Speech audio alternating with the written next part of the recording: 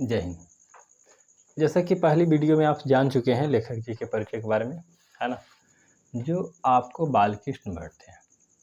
ठीक है, तो इन घटनाओं के बाद जो है बालकृष्ण भट्ट के लेकर कुछ एक अलग सार हम लोग समझेंगे।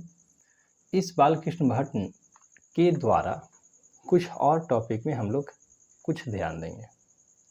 बात यह है खास करके कि एक छोटे छोटे टॉपिक के अंतर्गत रामविलास शर्मा बालकृष्ण भट्ट जी के बारे में कुछ बात बोले हैं। क्या बोले हैं? रामविलास शर्मा क्या बताते हैं बालकृष्ण भट्ट जी के बारे में, इस बात को गौर करिएगा। कहते हैं कि उनकी वास्तविक प्रतिभा एक अध्ययनशील विद्वान जो है, उनकी वास्तविक प्रतिभा एक अध्ययनशील विद्वान और तीक्ष्ण यानी बुद्धि आलोचक की है ना। एक ज्ञान मतलब उनके द्वारा जो भी यानी हुए हैं लिखावटी, उन सब में एक अपने आप में महान है। कहते हैं क्या, तो सुनिए। उन्हें आधुनिक हिंदी आलोचना का एक जो है जन्मदाता कहना अनुचित नहीं होगा, मतलब उचित होगा। मतलब हिंदी की अगर आलोचना के उपरांत अगर बालकृष्ण भट्ट जी को अगर अच्छे श्रेणी में रखे जाते हैं तो इसमें किसी तरह से कोई गलत बात नहीं है, अच्छा ही है। जिनके द्वारा कहते हैं कि धर्म और दर्शन सामाजिक विकास की कसौटी पर यानी कसकर बालकृष्ण भट्ट ने प्रगतिशील की आलोचना के रूप में नींव डाली है। बात टॉपिक है, अच्छे हैं।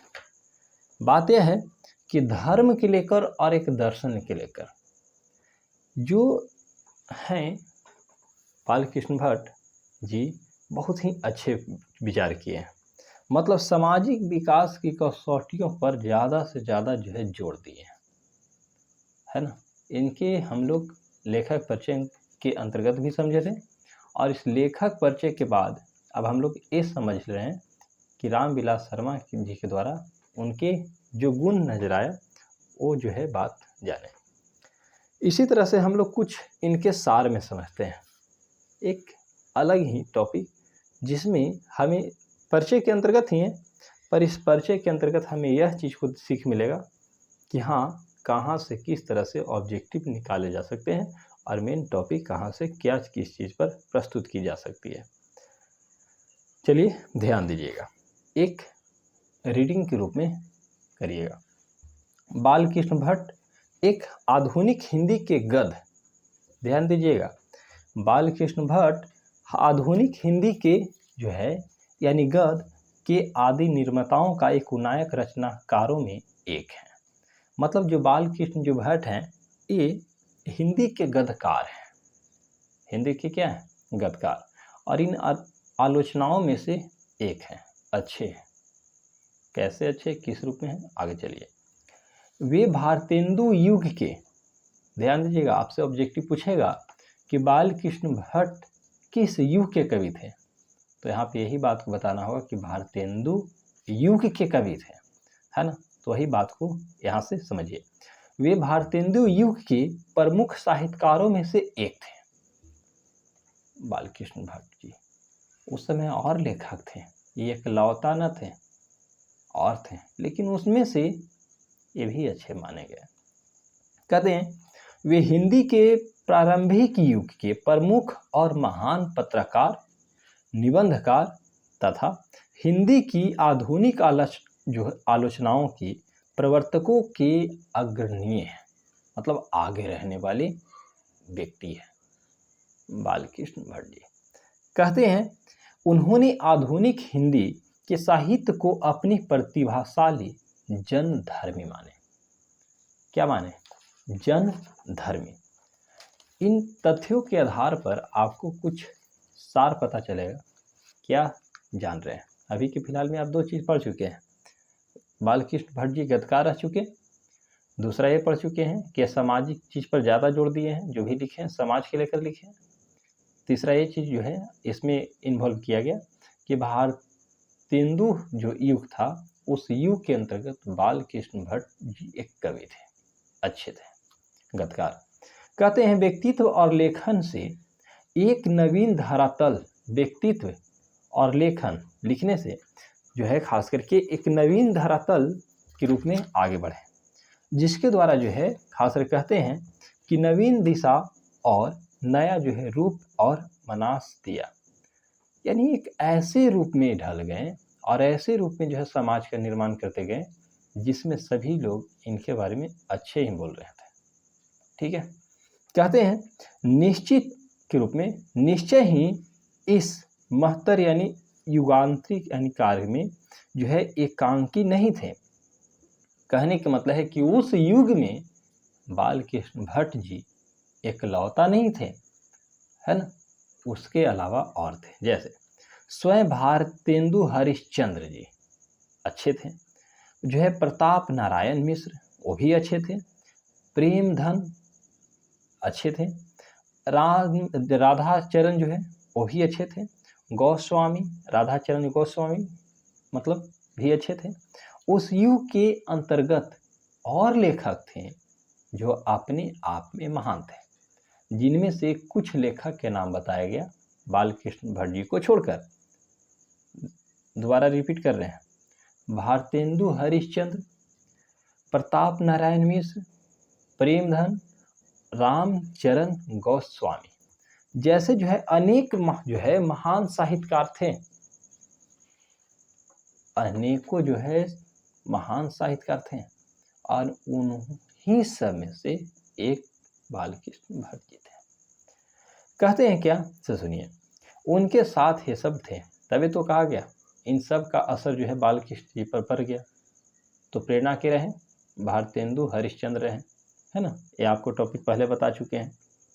कहते हैं किंतु यह जो है सर्वसम्मत, है ना, सर्वसम्मत के रूप में स्थापित एक मान्यता है कि अपने युग के सर्वाधिक सक्रिय, मुखर और प्रदीर्घ समय का एक अच्छा माने गए।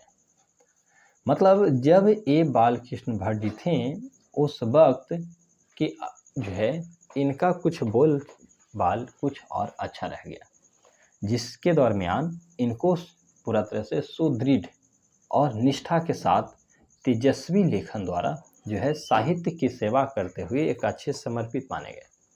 मतलब एक ऐसे लेखन कार्य माने गए जिसमें इनको सभी लोग कहने लगे कि बहुत ही अच्छे हैं, अच्छे लिखते हैं। ये जो है किसी किसी का बोल है। कहते हैं साहित्यकार थे बालकृष्ण भट्ट जी, तो क्या यही एकलौता थे? नहीं, इससे पहले भी थे, आप जान चुके हैं। कहते हैं भारतेंदु युग के 2-3 प्रमुख साहित्यकारों में एक है ना, 2-3 प्रमुख में से बालकृष्ण भट्ट जी भी एक थे, जिनके दरमियान जो है जिनके अनवरत लेखन से भारतेंदु युग के रचनात्मक युग के व्यक्तित्व के निर्मित हुआ। मतलब उस वक्त भारतेंदु युग चलता था, जो भारतेंदु हरिश्चंद्र जो थे उनके द्वारा कुछ युग रहा, उन युग में जो है खास करके ये भी जो है अच्छे माने गए। आगे के द्विवेदी युग के मूलाधार के निर्मित हो सका। द्विवेदी युग मतलब धीरे धीरे जो है 1 से 2 भला, है ना, विकास कर गया। इन विकास के दरमियान कहते हैं कि साहित्य केवल, ध्यान दीजिएगा, अगर कोई पूछे कि साहित्य क्या है तो वही बात पर जोर दिया जा रहा है। कहते हैं क्या, से सुनिए, साहित्य केवल कल्पना, विलास और मनोरंजन की वस्तु नहीं है। कोई अगर क्वेश्चन करे कि साहित्य क्या है तो आप आंसर बोलिएगा कि साहित्य केवल जो है कल्पना और विलास और मनोरंजन जो है कि वस्तु नहीं है। साहित्य अपितु जो है जन समूह के चित्त के विकास का संवाहक है। मतलब यह मनोरंजन के लिए कोई नहीं लिखता है, इतिहास बनाने और इतिहास में हुई गड़बड़ियों को सुधारने के लिए, अच्छे समाज का निर्माण करने के लिए साहित्य लिखा जाता है। जब कोई व्यक्ति डायरी लिखते हैं ना तो अपने व्यक्तित्व को लिखते हैं, लेकिन डायरी कुछ ऐसे लिखे जाते हैं डायरी को मिलाकर कि अपने व्यक्तित्व में जो अच्छाइयाँ हैं उस चीज़ को डालते हुए उसे और अच्छे से अच्छे बनाया जाए। वैसा ही साहित्य के लेकर कहा गया। कहते हैं जन समूह के चित्त के विकास का एक संवाहक है और जन के संस्कृति के विकास का प्रवाह का एक मूर्त वाण्डव्य एक उत्पादन है। मतलब जो भी काम है साहित्य का, ये हमेशा किसी न किसी रूप से समाज का उदय करेगा, समाज का विनाश नहीं। समाज का निर्माण करना ही व्यक्ति का व्यक्तित्व है। पर जैसे कि आप जानते हैं, आप क्या करना चाहते हैं, आप समझिए। जिसके दरमियान कहते हैं क्या, से सुनिए। इनके दरमियान कहा गया कि गहन लोक, इतना मन उसमें लग गया कि गहन लोक संपंक्ति से उपाग जो है यानी उपजाता और दिशा का पता है। मतलब एक अच्छी रास्ता की ओर जाने की एक ऐसा व्यवस्था है इसमें, जो अच्छे अच्छे कहानियों के तौर में अपने आप को अच्छे से इन्वॉल्व कर सकते हैं आप। लेकिन हाँ, अगर उस चीज़ को अपने मन में उतारिएगा तब। जिसके दरमियान कहते हैं कि यह जो है खास करके वाद पुण्य के रूप में एक प्रधान मान्यता के रूप में भारतेंदु हरिश्चंद्र के जो थे युग के साहित्य से बनती है। उस वक्त साहित्य की डिफिनीशन इतना ही था कि साहित्य कभी भी मनोरंजन नहीं हो सकता है। साहित्य इतिहास से जुड़ी घटनाओं के साथ साथ उसमें विकास और उत्पादन के जो है बीज बोए जाते हैं। कहते हैं इनके जो है खास करके दृष्टाओं में बाल कृष्ण भट्ट जो है प्रमुख थे। मतलब जो भारतेंदु युग था उसमें बाल कृष्ण भट्ट जी अच्छे माने गए। आधुनिक हिंदी के नव जागरण, आधुनिक हिंदी मतलब आज के डेट के उपरांत जो है कुछ ज़्यादा ही विकसित है, बहुत पहले से। तो यह जो है कहते हैं कि आधुनिक हिंदी के नव जागरण और राष्ट्रीय आंदोलन के दौर में नए सिरे से अपनी भाषा और साहित्य के मौलिक लोकवादी जो है कृति के जातीय निष्ठा के पहचान करते हुए तदनुरूप और दिशा का प्रवाह देने का कार्य जो है जितना महान पाया कि आज भी इनको याद रखते हैं।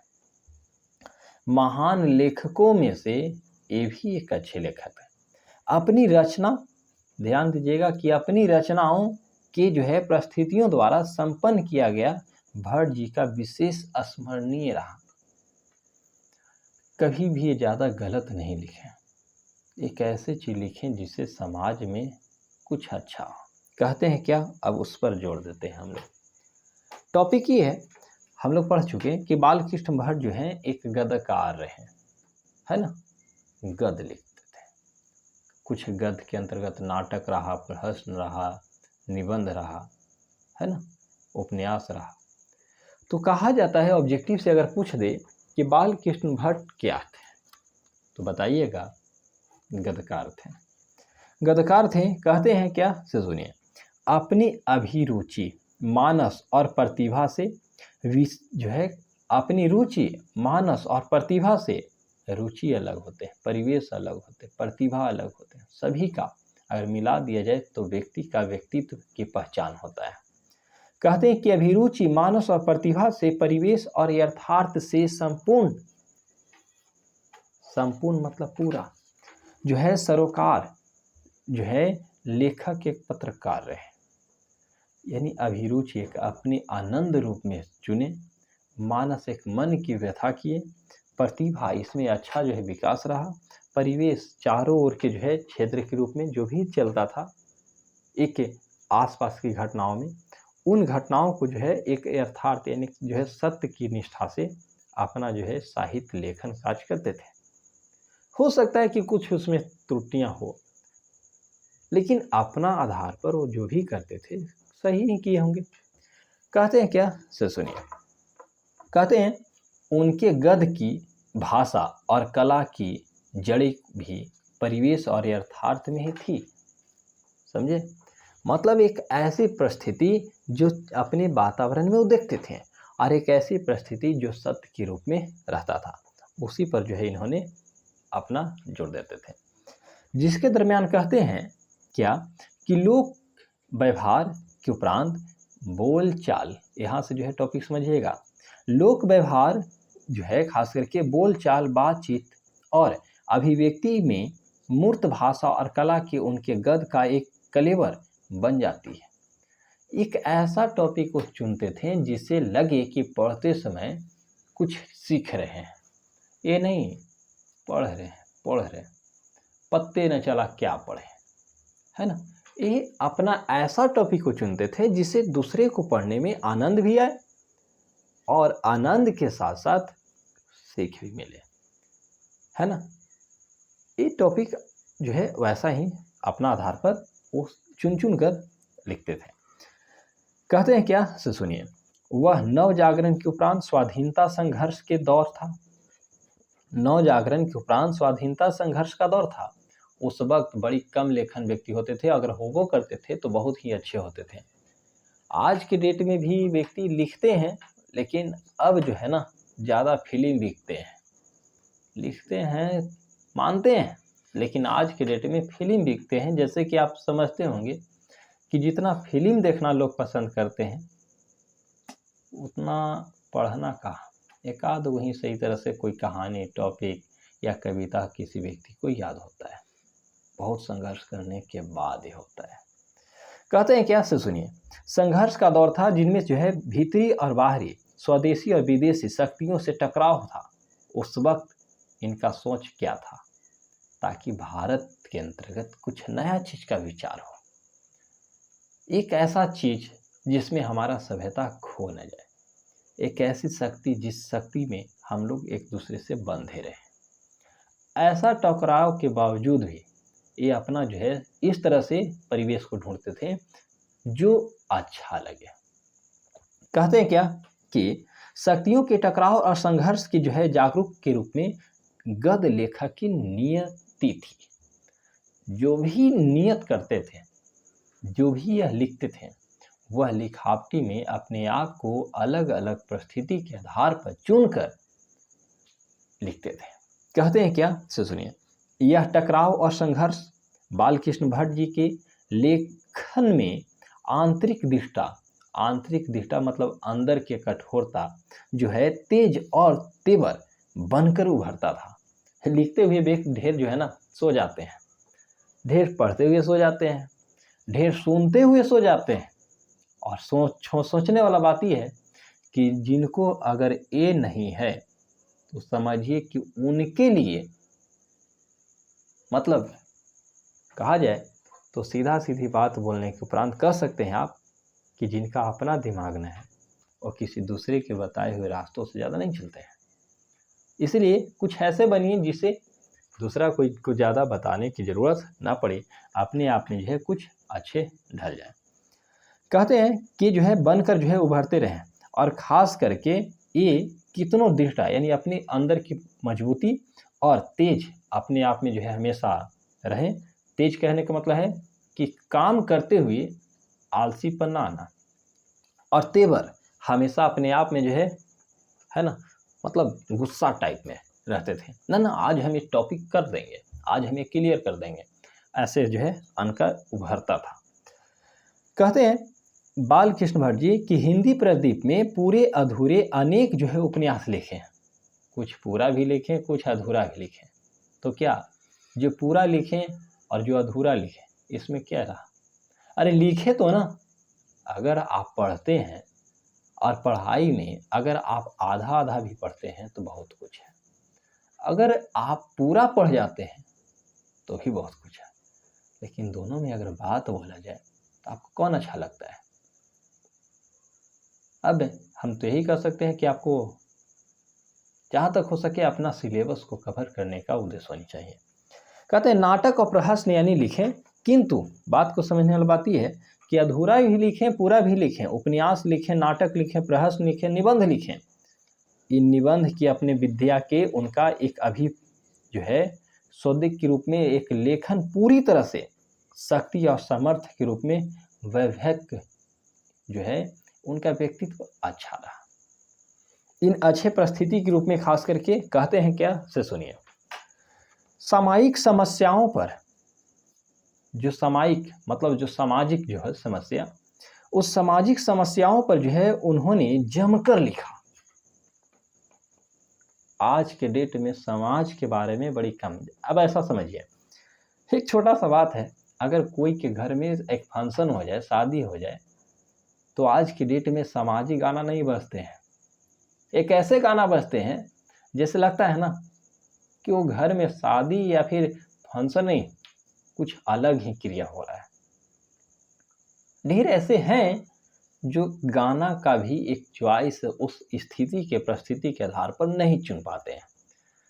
अगर भारत के अंतर्गत बिहार में अगर बोला जाए तो छठ के दिन भी लोग नहीं छोड़ते हैं। छठ के दिन भी अलग अलग प्रकार के गाना बजाते हैं।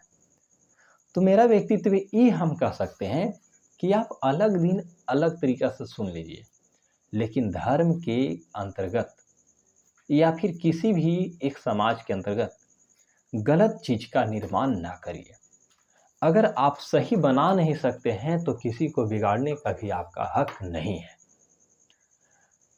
अंगुली माल डाकू जो है सभी को अंगुली तो काटता था, लेकिन बुद्ध भगवान के द्वारा उनको रोका गया कि अगर आप काटते हैं तो काटने के उपरांत जब आप जोड़ नहीं सकते हैं तो आपको काटने का भी हक नहीं है। तो ऐसा कुछ बनिए जिससे समाज में निर्माण अच्छा हो, समाज में कुछ अच्छे अच्छे काम हो, जिससे आने वाला भविष्य के लिए कोई दूसरों के लिए कुछ खास बनकर रहे। कहते हैं सामाजिक समस्याओं पर जो है जमकर इन्होंने लिखे। जैसे पहला टॉपिक बाल विवाह। बाल विवाह क्या बच्चा में ही शादी होना अच्छी बात है? नहीं। बाल कृष्ण भट्ट इस बात पर भी जोड़ दिए हैं। दूसरा, स्त्री शिक्षा। क्या महिलाओं का शिक्षा मिलना गलत बात है? नहीं, इस पर भी जमकर लिखे हैं। महिला स्वतंत्र। क्या महिला को हमेशा घर में ही रहना चाहिए, महिला स्वतंत्र नहीं होगी? इसको लेकर भी लिखे हैं।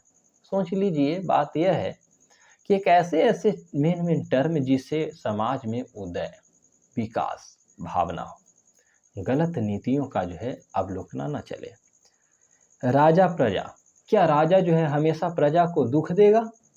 नहीं। एक अच्छा राजा होना चाहिए जिससे प्रजा खुश रहे। एक अच्छा घर होनी चाहिए, अच्छा घर के उपरांत एक अच्छा मालिक होनी चाहिए जिससे सुख दुख में मालिक सभी को समान अधिकार दे सके। एक ऐसा नहीं जो किसी दूसरे को बिना किसी कुछ दबाव में कहे बिना कुछ भी करने के लिए तैयार है। अगर कोई कुछ करता है तो उसे सुधारने का भी काम उसी का है, बशर्ते उसको सही दिशा में मोड़ने का आपका हक है। इसी तरह से जो है खास करके कृषकों की दुर्व्यवस्था, मतलब किसानों का क्या स्थिति सुधारना सही बात नहीं है। कभी सोचते हैं जो आप खाते हैं ना, वो अनाज भी किसी किसान के द्वारा लाया जाता है। इस पर भी जो है बाल कृष्ण भट्ट जी लिखे हैं। इन सब के बाद अगर देखा जाए तो अंग्रेजी शिक्षा। क्या अंग्रेजी शिक्षा ज़्यादा होना या कम होना किसी के लिए खराब बातें हैं? नहीं, इस पर भी जोड़ दिए हैं। मतलब ये जरूरी नहीं है कि आप अंग्रेज के उपरांत पूरा अंग्रेजी बन जाए। मेन बात ये है कि आप कुछ ऐसे शब्द बने जिससे आपको उस शब्द के द्वारा हेल्प मिले। अगर अंग्रेजी आ रहा है तो पर भी सही है, ना आ रहा है तो पर भी सही है। अपने आप में हमेशा मजबूत रहे, जिसके द्वारा जो है सुशिक्षित यानी परिवर्तन, यानी हमेशा उस जीवन में परिवर्तन होना जरूरी है। तो हाँ, देश सेवा। क्या देश का सेवा करना गलत बात है? नहीं। इन सब बातों के आधार पर आप सोच सकते हैं कि बाल कृष्ण भट्ट जी कहाँ तक सोचे हैं और आज के डेट में लोग कहाँ तक सोचते हैं। बहुत कम ही लोग हैं जो अपने व्यक्तित्व के आधार पर अपने परिवार को संभालते हुए समाज के आधार पर एक देश के लेकर, एक सेना के लेकर सब वो चीज़ पर विचार करें। आज तो बस किसी न किसी रूप में एक दूसरे को दबाया जा रहा है। कहाँ किस रूप में दब जा रहा है पत्ते नहीं चल रहा है। लेकिन एक स्वतंत्रता ऐसी होनी चाहिए जिससे सभी का एक अच्छा सीख हो। मतलब दबाने के तो है, लेकिन क्या सगुर दबाए जाते हैं? नहीं, सगुर ऐसा नहीं होता है, लेकिन दबाने की जगह कुछ और होते रहते हैं। एक छोटा सा अगर मैं बात बोलूं तो अभी के फ़िलहाल में सरकारी स्कूल का परिस्थिति ऐसा है जैसा मानो कि प्राइवेट ही बहुत आगे निकला हुआ। तो उद्देश्य यहाँ ये होनी चाहिए कि सरकारी स्कूल भी थोड़ा सा अच्छा चले, प्राइवेट भी चले। ये ज़रूरी नहीं है कि प्राइवेट को बंद करके अच्छा चले, दोनों को अच्छा से चला जा सकता है, बशर्ते अपने आप में शिक्षक सुधर जाए। तो इसी तरह से जो है खास करके देश सेवा पर लिखे हैं, अंधविश्वास पर लिखे हैं। सोचिए आज के देश में अगर देखा जाए, इस देश में भारत के अंतर्गत हम भी रहते हैं, तो बात यह है कि अंधविश्वास बहुत ही खराब चीज़ है। हमारे गांव के अंतर्गत एक बात है, भूत का पर्चा बड़ी जल्दी बांटता है, भूत धर लिया, भूत धर लिया, लेकिन ऐसी बात नहीं है। मालूम नहीं होता है ना होता है, लेकिन हमारे नज़र में अभी तक नहीं है। आपके नज़र में है कि नहीं है मालूम नहीं, लेकिन जो अंधविश्वास है, उस अंधविश्वास को तोड़ना आज बहुत ज़रूरी है। जो सत्य है उसे बाहर लाया जाए, और जो सत्य न है, असत्य के लेवल में है, उसे दबा दिया जाए पूरा तरह से। इसलिए आज साइंस पर भरोसा सभी लोग करते हैं और भी चीज़ पर भरोसा करते हैं, लेकिन सही सोच के साथ होनी चाहिए। जिसके दरमियान जो है कहते हैं कि अंधविश्वास पर कई विषयों पर जो है खूब जोड़ दिए हैं, खूब लिखे हैं बालकृष्ण भट्ट जी। सोचिए इनका विचार कैसा चल रहा था। कहते हैं विविध मनोभावों और भाषा के साहित्य के जो है विषयों पर खुल कर इन्होंने लिखे हैं, किसी के दबदबा में जो है नहीं लिखते। अगर बोला जाए तो आप भी जो है अपने मन से कुछ बोल सकते हैं। अब बात यह है कि अगर जब तक बोलिएगा नहीं तब तक क्या यहाँ से कुछ नहीं, जब तक बोलिएगा नहीं तब तक आप में कुछ विकास नहीं हो सकता है। बोलिएगा तो ही कुछ होगा, ना बोलिएगा तो जस के तस रह जाएगा, है ना। जैसे एक टॉपिक ऐसा ही देहाती एरिया में चलते हैं, वो टॉपिक बोलना तो चाह रहे थे लेकिन सॉरी नहीं बोलेंगे। चलिए चलते हैं आगे। कहते हैं व्यक्तित्व के जो है व्यंजक के रूप में, आत्मपरक और कलात्मक के रूप में एक निबंध पर भी जो है उन्होंने जो है लिखे हैं, जो है सैकड़ों संख्या में इन्होंने लिखे हैं। इससे पहले भी आप जाने 1000 गो निबंध लिखे थे और 100 गो महत्वपूर्ण था। इन बातों के आधार पर अब जो है कुछ ही लाइन है कि आचार्य रामचंद्र शुक्ल ने, ध्यान दीजिएगा, बालकृष्ण भट्ट जी को एक छोटा सा लाइन है बालकृष्ण भट्ट जी के लेकर। कौन? आचार्य रामचंद्र शुक्ल। आचार्य रामचंद्र शुक्ल ने निबंधकार के रूप में उन्हें, ध्यान दीजिएगा, उन्हें मतलब कौन? बालकृष्ण भट्ट जी को, उन्हें अंग्रेजी साहित्य के एडिशन और स्टील की श्रेणी में रखा। अगर बोला जाए कि अंग्रेजी साहित्य के जो है एडिशन बालकृष्ण भट्ट जी को कौन बोले थे, तो आपको बताना होगा आचार्य रामचंद्र शुक्ल बोले थे। इन सब के आधार पर बातों की अगर देखा जाए तो ये टॉपिक रहा। इन टॉपिक के आधार पर ही हम लोग छोटा सा आगे चलते हैं। कहते हैं यहाँ प्रस्तुत बातचीत शीर्षक निबंध है। जो हम लोग प्रस्तुत यानी जो पढ़ने वाले हैं, जो सिलेबस के अंतर्गत है, वह बातचीत जो है एक निबंध है। इससे पहले हम बताए थे ललित निबंध है। हाँ, ललित निबंध है। जहाँ ललित निबंध रहेगा ललित निबंध मारिएगा, सिर्फ निबंध रहेगा निबंध मारिएगा, दोनों में से कोई एक रहेंगे। ठीक है, तो चलिए, ये जो है खास करके निबंध है और उनके निबंधकार व्यक्तित्व और निबंध कला के साथ साथ भाषा शैली का एक प्रतिनिधित्व करता है। मतलब बातचीत में बालकृष्ण भट्ट जी हमें यह बताते हैं कि किस तरह से बातचीत करनी चाहिए। आप हमसे कैसे बोलिएगा, आपका व्यक्तित्व होनी चाहिए। आपको से हम कैसे बोलेंगे, ये मेरा व्यक्तित्व होनी चाहिए। लेकिन इन दोनों के व्यक्तित्व में कभी ऐसा नहीं होना चाहिए जिससे ऐसे लगे जैसे हम दोनों आपस में कहीं मिले ही नहीं। बातचीत का तरीका एक ऐसे होनी चाहिए जिसे कोई भी समस्या के अंतर्गत आसानी से उस पर विचार करके सुलझा लिया जाए। बिल्कुल किसी भी क्षेत्र में रहें, किसी भी जगह पे रहें, घर में रहें या बाहर रहें, ध्यान रखें अपने आधार पर उस चीज़ को जरूर फॉलो करें। कहते हैं कि प्रस्तुत निबंध जो बालकृष्ण भट्ट जो लिखे हैं बातचीत, यह बातचीत के ऊपर कई तरह से सहज की पुष्टियों में प्रमाणित करता है और यही जो है हम लोग बातचीत के लेकर पढ़ेंगे। बने रहिए, अगले वीडियो में फिर मुलाकात करेंगे बातचीत को चैप्टर को लेकर, कैसे हम आपसे बात करते हैं, आप कैसे हमसे बात करते हैं। नमस्कार।